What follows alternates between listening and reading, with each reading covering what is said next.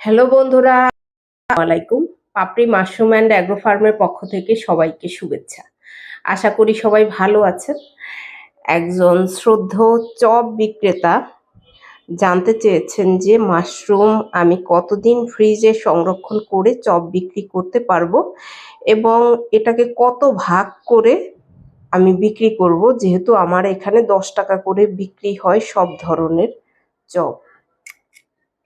হ্যাঁ, অনেক জায়গাতে 20 টাকাতে বিক্রি করে, সেক্ষেত্রটা ভিন্ন। তবে অ্যাভারেজে 10 টাকা করে যদি বিক্রি করেন তাহলে আপনি 1 কেজি মাশরুম, অর্থাৎ 1 কেজি ফ্রেশ মাশরুম আপনি 120 পিস করবেন।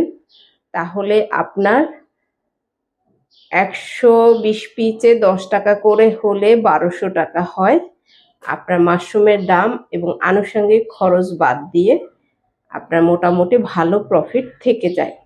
অর্থাৎ আপনি যদি 120 পিস না করতে পারেন, সঠিক পরিমাপটা না বুঝতে পারেন, না ধরতে পারেন, সেক্ষেত্রে আপনি প্রফিট মার্জিনটা একটু কমে আসবে। যার ফলে আপনার জানা দরকার 1 কেজি মাশরুম থেকে আপনি 120 পিস করবেন। এবং আপনি কিভাবে ফ্রিজে সংরক্ষণ করবেন, আপনাকে যে পিপিতে মাশরুম দেয়া হবে সেই পিপিতেই আপনি মুখটাকে বেঁধে আপনি ফ্রিজে অনায়াসে 4-5 দিন বা 6-7 দিন সর্বোচ্চ রাখতে পারবেন। 6-7 দিন রাখতে পারবেন জাত অনুযায়ী, শুধুমাত্র PO2 জাতটাই পারবেন।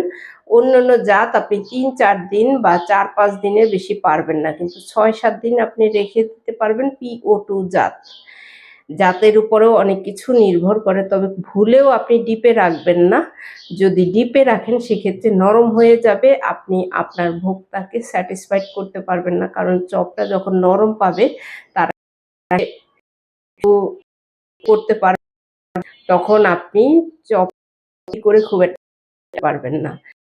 কারণে আপনি ফ্রিজে রেখে আপনি অনায়াসে চপ বানাতে পারেন। তবে আপনি কেনার সময় অবশ্যই ভোক্তাকে বলবেন এই গরমের সময় যেহেতু PO2 জাত দেওয়াটাই উত্তম। যদি না থাকে সেক্ষেত্রে আপনার সময়টা কমিয়ে আনতে হবে।